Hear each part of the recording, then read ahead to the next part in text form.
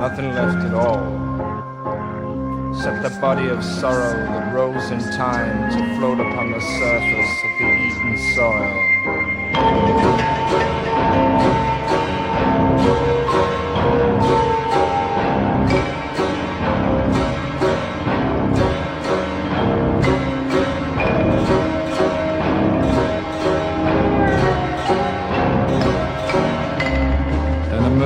Crows did circle round, first one, then the others flapping blackly down.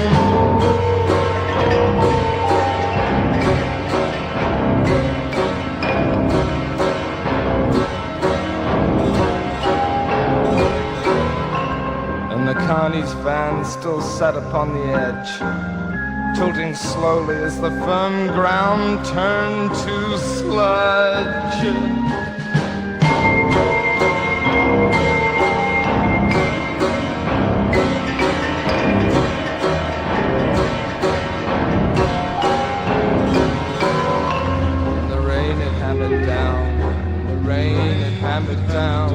And the rain it hammered down, and the rain it hammered down.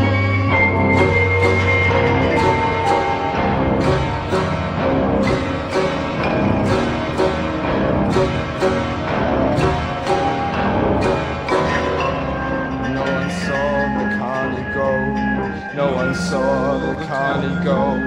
No one saw the carney go. I say it's funny how things go.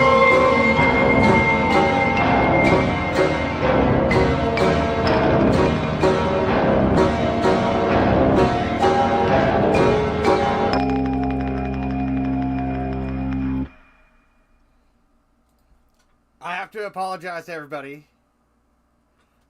I thought I hit start on that stream and it fucking was like, are you sure? But I had done clicked away. So our whole introduction, we were lacking, and I apologize. So is it streaming now? It is streaming now. Yeah. All right. So missed all 8 minutes of that wonderfulness. Yeah, we jumped in halfway through that fucking song. So that sucks. Yeah, yeah. No, I mean, it does suck. I apologize, Chaz. Right. I could really hear how that influenced some of the earlier Blue Meanies stuff. Like Yes. You could hear it there. Absolutely. A little bit, maybe. I heard that too. That thought crossed my mind too. Yeah. What year was that recorded? What year is that song from? That it came out in, I think, 80. It came out in 86. Okay. It was released in 86, the record, I want to say, but I didn't hear it until it was on the Wings of Desire soundtrack, which was probably 2 years later. So yeah, it was mid 80s. And then I think when Nick Cave, if he ever got, his breakthrough album was probably released in 89, which was, I don't know, but yeah, it's mid 80s, so it was like, post birthday party, but like, yeah, I don't have a lot of I have very few keyboard player influences, but Mick Harvey, who played in the Bad Seeds, is definitely one of them, because he was using just like crazy cool analog instruments and, pump organs and like cool shit like that, and just like and then I think the subsequent record was Your Funeral, My Trial, maybe, where it was a little more polished, but it was like the Leslies and the Hammonds were a lot more. They weren't like balls out Hammonds. They were very textured and like, so it was, but yeah, he's one of the cool keyboard players that I dug.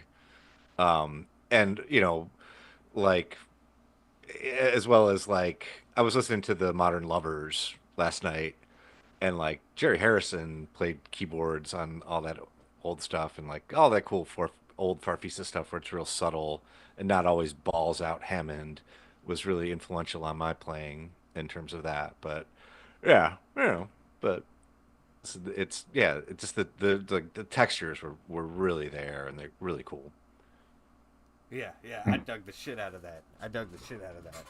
Like, awesome. And you can hear, and it's spooky as hell for Halloween. Boo! And you can hear that he drew a lot of influence from the Doors. You could hear a big Doors influence and hit. Yeah, I fucking hate Ray Manzarek though. I really do. I hate the Doors. The Doors are like, I fucking hate the Doors. Like, they're not my scene at all. Like, I would rather listen to Question Mark and the Mysterians, their Farfisa, over Ray Manzarek's, whatever, and Jim Morrison's Drunken Ramblings and whatever. Fuck the Doors.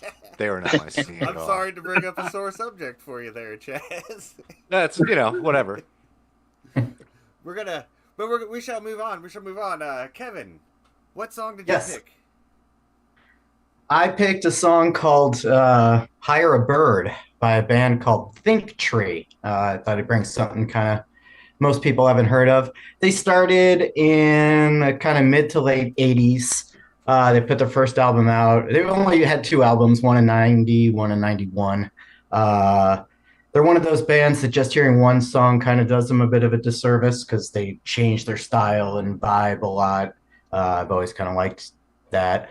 The song that I'm playing is maybe a little more, I won't say electronic, but they do little keyboards, but it's also kind of a little more catchy and poppy. It's a good intro to them. I think the guy kept playing music. He was in a band called Count Zero after this, but I think they might have came about 3 years too early. They might have done a little better during the alternative scene when that started getting big. Maybe not the original grunge, but when it started getting weird with like Beck and stuff, they might have done a little better at that time. So not to say someone was before their time, but they just about 2 or 3 years too early, I think. Word. And yeah, I'll say about that. Well, we're going to bust them into a bass solo for a second.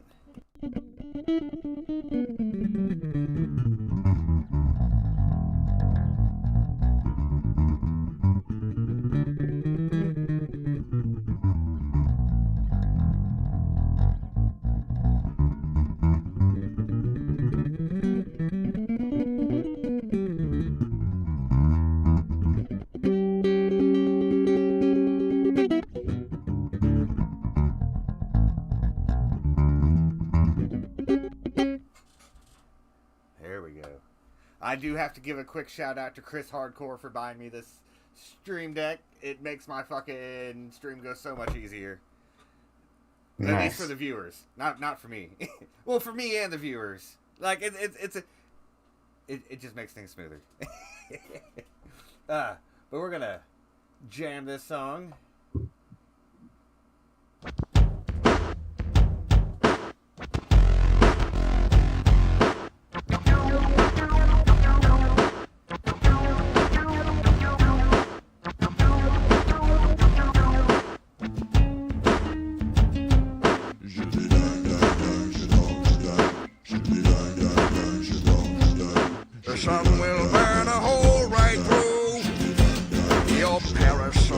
The clouds so thick they split in two. From aerosols, the air will fill your lungs with fists. For every breath, till future days when life exists. To mirror death.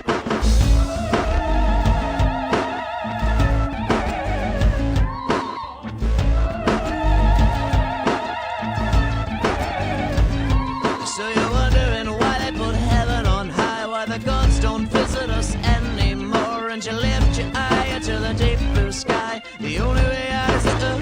So you hire a bird to sing your song, and you buy the tree, stop things off, and you buy the words, 2 lines of peace, and you hope that she shouldn't come to some. She may never sing, she may never show, but you don't know. She may never sing, she may never show, but you don't know. She may never sing, she may never show, but you don't know.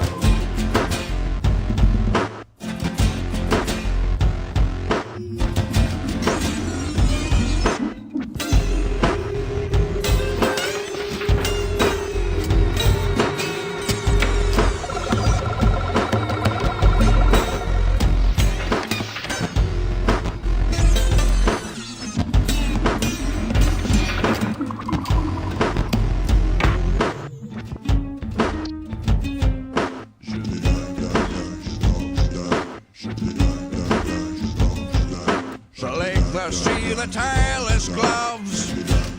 When nature's hand still holds the scepter far above.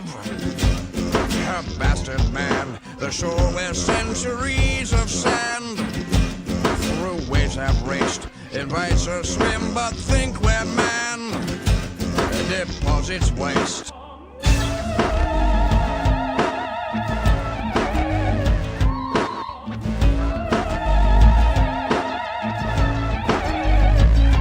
So you're wondering why they put heaven on high, why the angels tolerate pillowy floors as you lift your eye to the birth blue sky. The only way out is up. So you hire a bird, sing your song, and you buy the tree, start things off, and you wire the words through lines of leaves. And the higher you see, the more she hears. She may never sing, she may never show, but you don't know. She may never sing, she may never show, but you don't know. She may never sing, she may never show, but you don't know. She may never sing, she may never show, but you don't know. You don't know. Hey, hey, hey, hey, hey, hey, hey, hey, hey,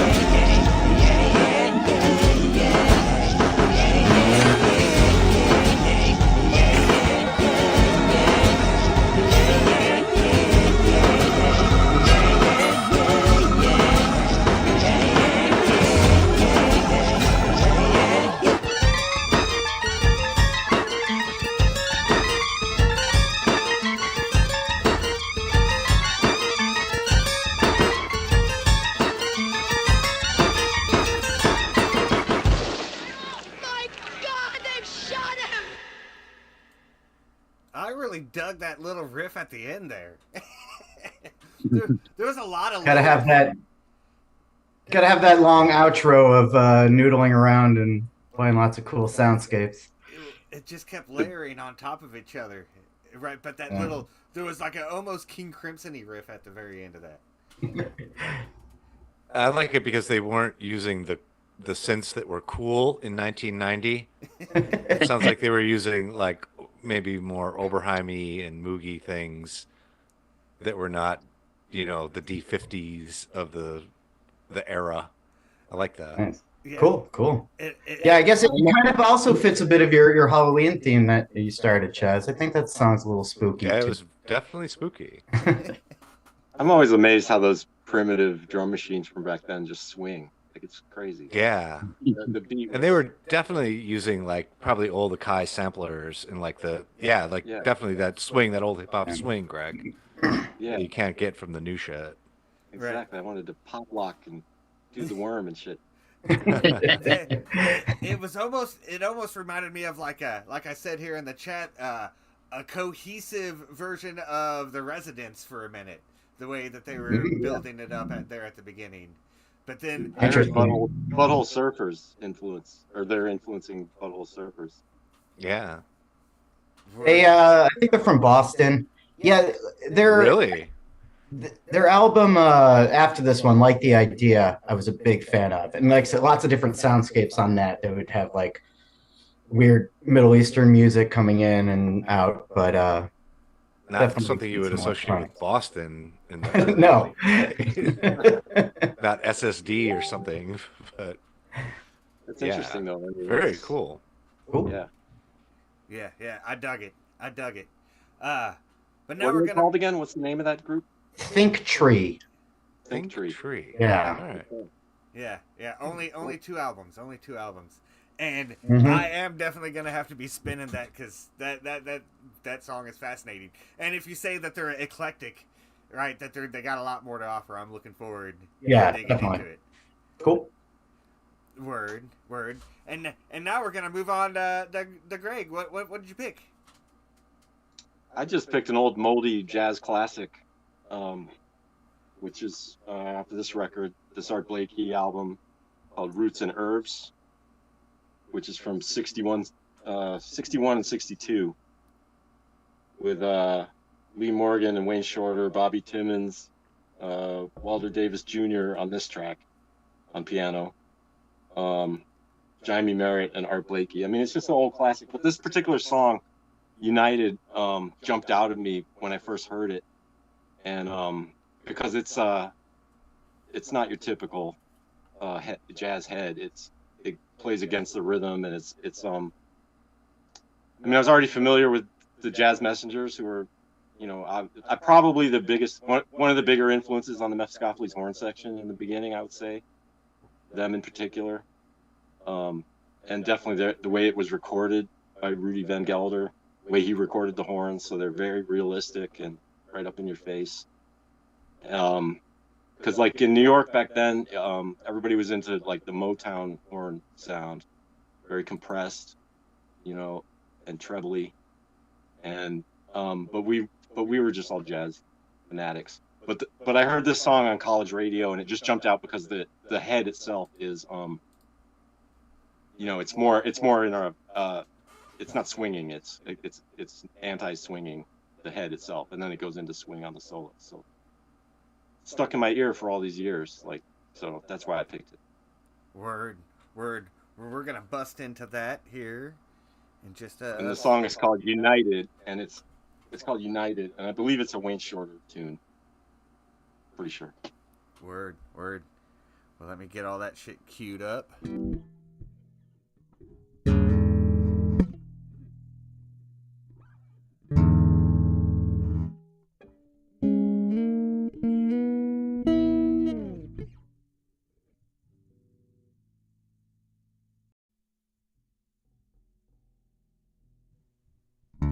Audio, and right there, look at that shit.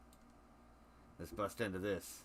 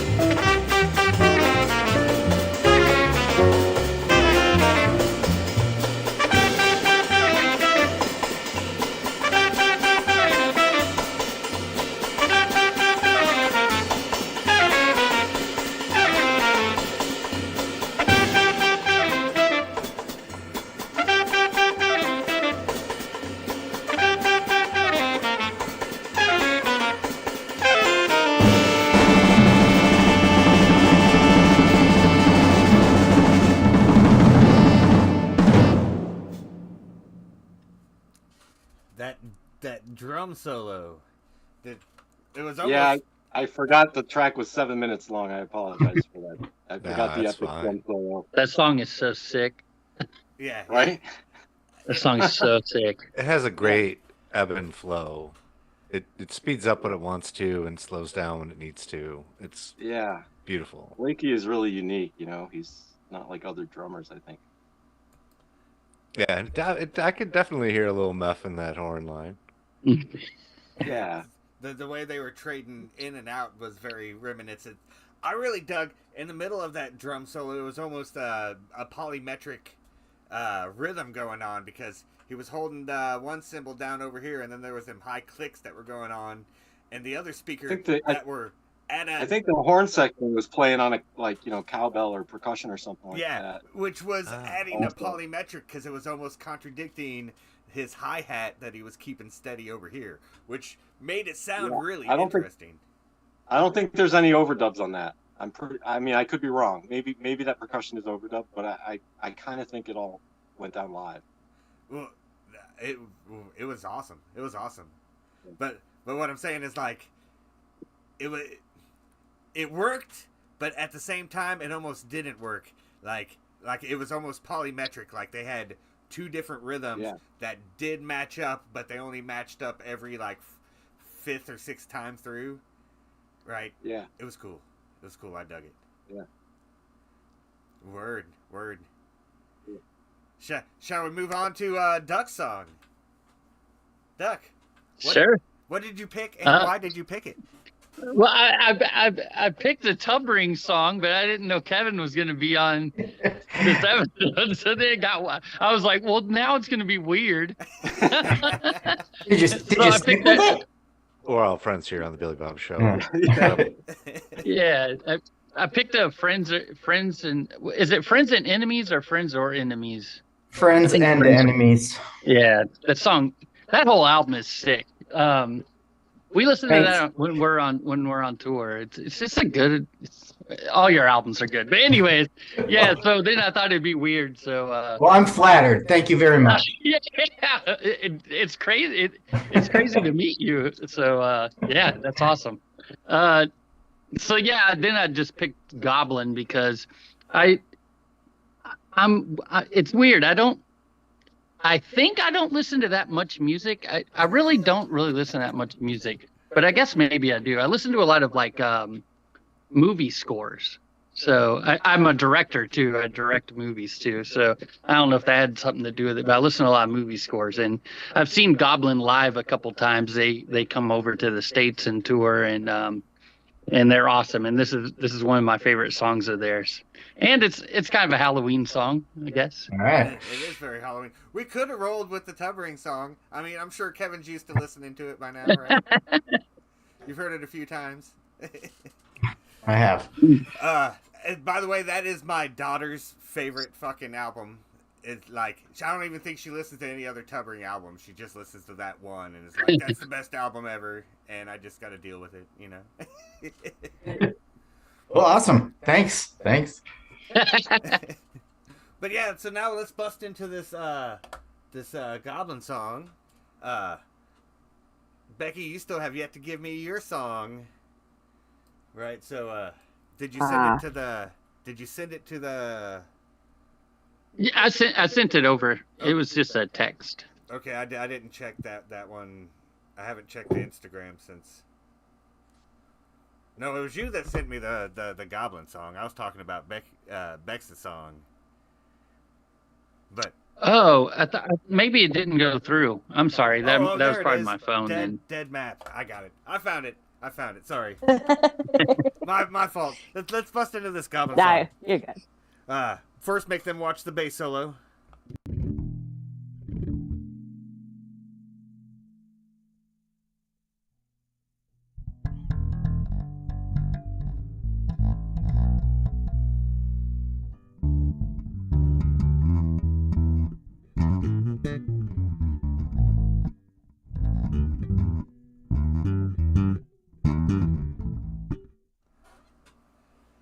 So let's go with this Goblin song right here. and it really does fit the Halloween theme. Now I gotta decide what my song is gonna be, because I have yet to pick one, guys.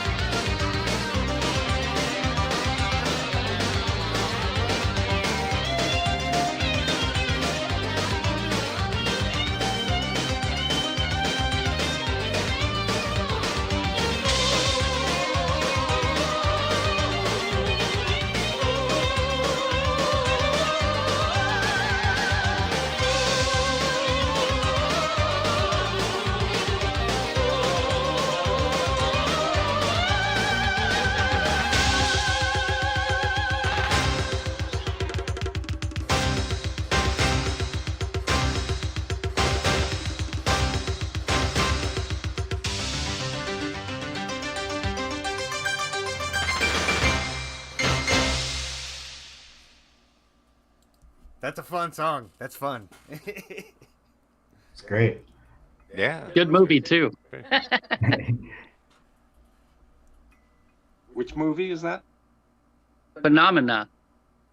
It's about this girl who can talk to insects, and she uses Donald Pleasance is in it, and he's trying to solve this serial killer. He's trying to figure out who the serial killer is, and so she talks to the insects that try to figure out who the serial killer is. It's pretty good. Yeah, it's pretty good. Dario Argento directed it. Oh, yeah. If you like those giallo movies, it's really good. Unrelated, if you're looking for a good serial killer movie, Monster on Netflix. Woo! That's on my list, actually. Oh boy. So it's nuts. Now we are going to, I'm going to bring them back over here real quick. And we're going to move on to Beck's song. Beck, tell us. Yeah, I picked Dead Maps by the Penske File.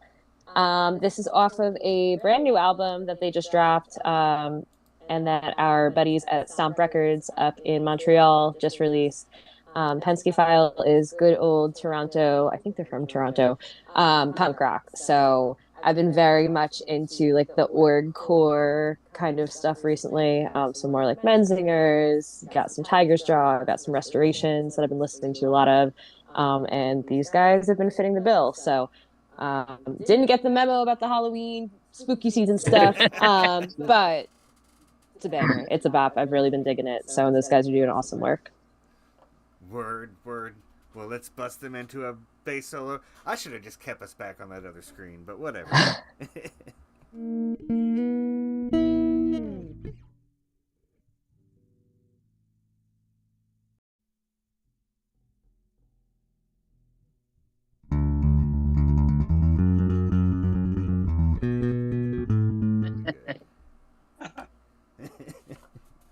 Right? Oh, so what has happened is this 6-string bass right here. I just got brand new strings on it, right? And instead of tuning it like a standard 6-string bass, I decided to get rid of that low B, and now that thing is tuned E to E like a standard guitar, right? So all of my chords and scales and everything that I've spent 30 years learning on the guitar, I can now play on this bass, and it is fucking amazing. It sounds so good. But I digress.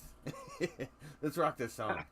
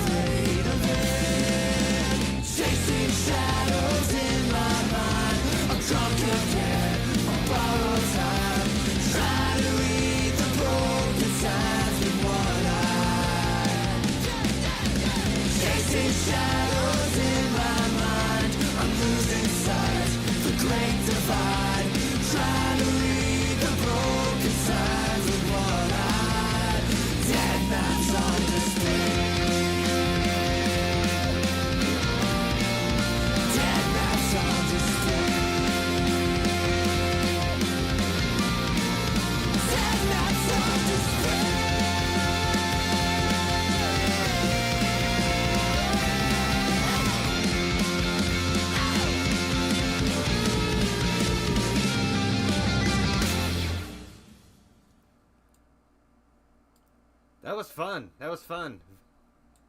Great vocals. Yeah, that's Gotta love a sick song. singing drummer too. Hell yeah. Oh yeah, they've put out a lot of really good stuff over the past couple of years. And I think they were playing. Cool. Don't mind my cats if you can hear them in the background as they're hunting each other. Anyway, Penske File. I'm pretty sure they're one of a few Pooza regulars who are always playing. So, and I think they had played when Joystick was playing Pooza, and I missed them, and I was like, damn. Maybe next time we're back, but you know. That's the one in Montreal, right, Pooza? Yep. Yep. Yeah, it said they were from Ontario. Okay. Named after something on a Seinfeld skit, apparently. Okay. Because when I plugged it in, that's one of the first thing that popped up was a Seinfeld skit. George that's is wild. working on the Penske File. There we go. One Yep. of his myriad jobs. There. Yep. Exactly. Exactly. Look at that. Mike and Matt up at Stomper, they're so good at picking bands. They really are. Every band on Stomp is so good. Yeah, and it's always so funny too, like listening to them talk about all the bands that they've signed and like with some of the history of them signing some of these bands too. And it's really cool. I feel like every band has a story, and I appreciate that so much about them. But also like Matt is just such a good hang too. Like we love spending time with him, and we don't get to do it enough, but when we do, it's awesome. Word. I appreciate that. I appreciate that the Canadian government supports bands like that. You know. Yeah. Yeah. Get Yeah. funding and for a band that's essentially a commercial venture, but they'll still give you some money. You know, which is refreshing. I mean, that was the case in Europe too. I think it's gradually being stripped away. I think, but I think Canada's still doing it. Right? They support Canadian artists. Yeah, they still do. They get grants from the government. Yeah. Hmm. Yeah. I think Imagine that. That's Yeah. badass. I mean, because it's like crazy too. Also to hear like a twangy guitar band, because I feel like that's dying out also. You know, for lack of support and just being drowned out by other styles. You know, maybe I'm wrong about that. I don't know. Mm. But Whoa. I mean, not to sound like a real old timer here, but I mean, I just remember a time when there were just so many bands and clubs for the bands to play in and stuff like that. And I have a hard time getting a sense of how it's changed, really, to be honest with you. There still seems to be a ton of bands. But I saw a band at Ride Fest a couple weeks ago. What the hell were they called? Oh geez, why am I saw a lot of bands, but like anyway, they're kind of big now. I can't think of the name, but oh my god, where are they from? They're from I don't know, Okay. but why do I want to say? I'll look it up and figure it out and get back. But anyway, they were like totally like out of the blue. Like they were playing at the same time as this band called the Zero Boys. We're an old school hardcore band. Yeah. They were playing on the stage next, and it was like, oh my god. Hold on, we'll come back to me, and I'll tell you. Yeah. I feel you, brother. I'm old, sorry. Yeah. I didn't know the Zero Boys were still playing shows. That's awesome. They were fantastic. Mm. Fantastic, absolutely. Let me see. I hate going to the festivals like that where there are multiple stages and then I gotta decide between two awesome bands which fucking band I want to see. I want to smack all these fucking people who designed these lineups, because it's like, just book enough bands to like, as soon as that band gets done on this stage, you can go ahead and start that band. Don't fucking overlap them. Don't make me choose. But, yeah, I had a good experience with that actually. My son wanted to see Green Day, and Jawbreaker was playing on the other stage, and I wanted to see Jawbreaker, but saw this band Idols, who I'd never seen before, and they'd been around for a minute, but they were just fucking phenomenal. Like, Oh my God, so good. Like totally, probably the best band I saw at all of Riot Fest. They were absolutely amazing, but I'm still trying to figure out this other band. That's kind of what I like about Fest in Gainesville, is like you will just walk away with like 5 new favorite bands that you never heard of before, you know? Yeah, absolutely. The conflicts about Fest are always the hardest part, though, too, because it's like I feel like I have to keep my expectations a little low in terms of like who I'm going to be able to feasibly see and when, because there's just so much music going on all around you at all times, and it's kind of like, well, all right, as long as I go in knowing like I'm not going to be able to see every single band that I want to see. But And there also aren't you playing with like 3 bands this year? Yeah. No, Yeah. the band I saw was The Paradox. Oh, cool. That name And, rings like a I'd heard bell. of them and like maybe seen a video or some of them, but like I'm sitting here watching the Zero Boys and like, yeah, it's okay. And there's like a whole shit ton of people watching them and like never heard of them, but they were doing it the way it should be done, like good harmonies and good just pop punk and like fuck yeah. Love And like, that. wow, there were like a ton of people watching them, and I'm like, good, they're gonna be the next huge thing, I think. I don't That's know awesome. what label they're on or anything, or where they're from. But yeah, they were really good, and like you could tell it was their first big show, and they were just like, oh shit, this is the coolest thing ever, you know, and super gracious, and like yeah, they were very impressive. I mean, not like they're not groundbreaking or anything, but like yeah, they might be the future of, you know, whatever, that guitar punk rock bands. But anyway, Word. So we're gonna move on to my song. I picked a song.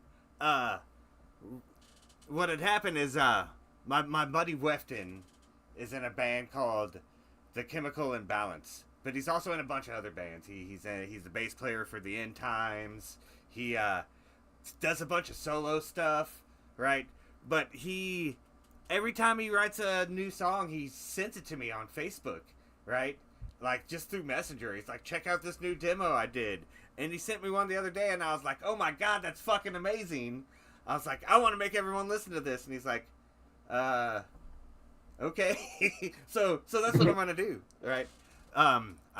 It's still a demo. I think he is gonna put it out under the band The Chemical Imbalance, which I'm gonna go ahead and put that up here so you can see what their Bandcamp looks like. But the song he sent me is totally just some fucking random thing and a Facebook message. So we're gonna rock that. Hold on. I had to figure out how to get this into a better.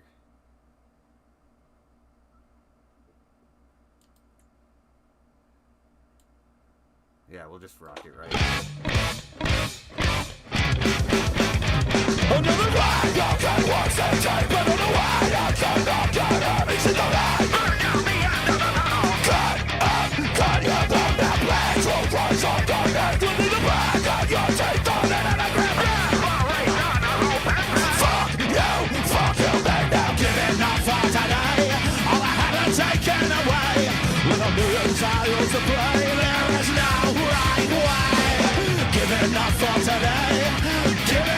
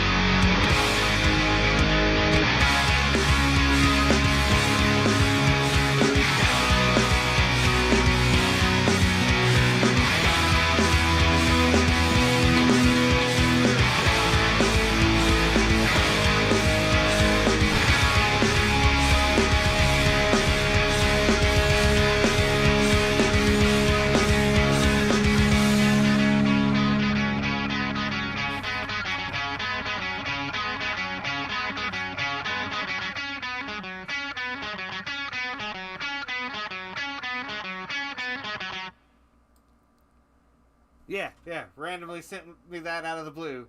It's fucking awesome. I like that outro. Yeah, very proggy, very proggy. Like I keep telling everyone that I want to mix prog music with ska core. That's a thing I want to do, but he's totally beaten me to it. You know. It sounded like Todd Pott from Apocalypse Hoboken was singing background vocals. Another underrated band. I love Kevin might know. Apocalypse Hoboken. I do know Apocalypse Hoboken. Yeah, they're We played sick. with them. Yeah, they're awesome. But that was really cool. Yeah. Yeah. He says he's gonna release it as the Chemical Imbalance single, or it might be on the new album. I don't know yet. He said he's recording a new album, but that guy is so random with his stuff. You don't know if it's gonna be released as just a solo thing, or if it's gonna be released with his band, or what he's gonna do with the stuff. Sometimes he don't even release it. He just sends it to me, and then I'm sitting on these random tracks, you know. But Yeah. I am fucking grateful because it's great. It's great stuff. It's great stuff. We're going to move on to the group chat pick. The only person really up in the group chat right now is Destruct. If anyone wants to compete with him, he already spit out a request like fucking 30 minutes ago, trying to get a jump on it. Right? Because at the end of every stream, we let one of the group chat people pick, and he was pretty dominant in there, and he wants to hear Out of Control Army's version of Beetlejuice. So this should be interesting. I have yet to hear this. It fits the Halloween theme. Yep. Good job, Matthew Quinton, or Destruct. Now let's see here. I'm gonna go with this one because it looks all nice and studio-y, locked down. We'll see.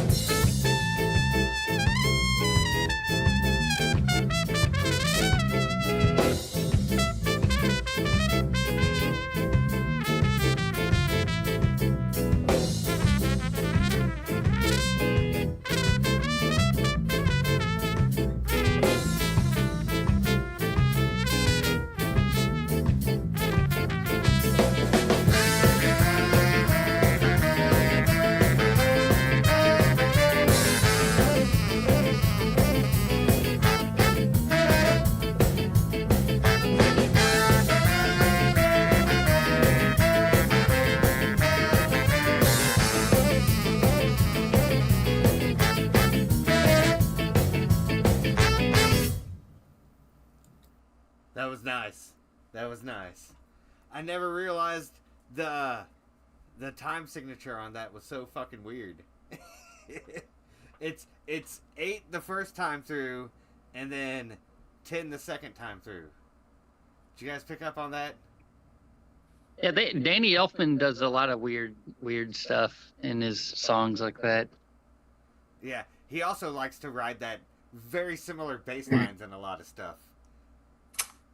An unrelated note, watching that video, the lockdown edition, they were wearing masks and everything. Yeah. The lockdown brought some interesting musical things online. I mean, there was some good that came out of it. I know a lot of acts were doing just solo shows and solo things to pass the time, and that was cool. Got one of my favorite Stupid Henchman album out of it. And yeah, you're right. There was a lot of activity during the lockdown. So that band, Out of Control Army, that's one of the bands that was supposed to play Supernova and couldn't get in the country. Oh, really? Where are they from? They're from Mexico City. No shit. Oh. Oh. Yeah, it's this guy Deals. Do you know him? No. I met him through the Toasters. He's like really making a lot of progress in Mexico City as far as booking bigger and bigger shows, and his wife is in the business, and they have together a ska store, where they sell the ska clothing and records and stuff. So he's really he's like a ska mogul in Mexico City. Oh, that's fantastic. Yeah, it's pretty cool, man. We've been getting involved in that scene. Mephiskapheles has been actively trying to involve ourselves in the Mexicano ska scene. Which has been And getting really big lately. It's a very happening scene.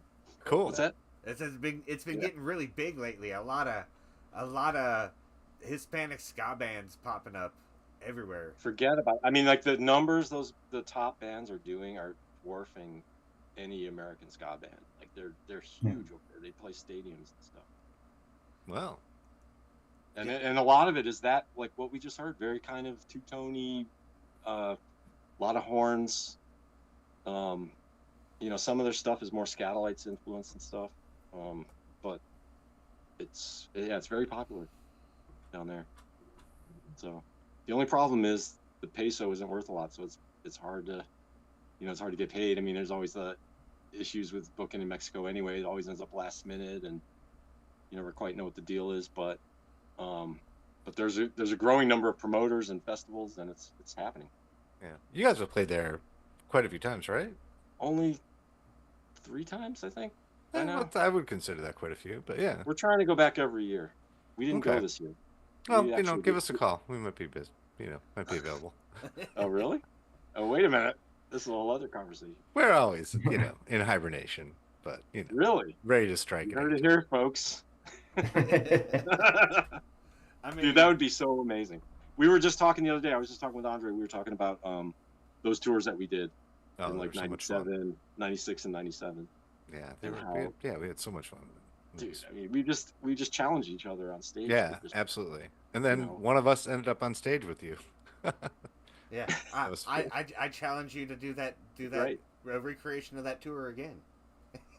And if you need an opener, Joystick is available. That would be amazing. I mean, Yeah, that'd be sick. it's hard But to no, do what we did back then. Like, it's hard to string the whole tour across the entire country. Like that. Yeah, and we did it. Yeah, We did it awesome. there and back, and it was a blast. Yeah, it was awesome.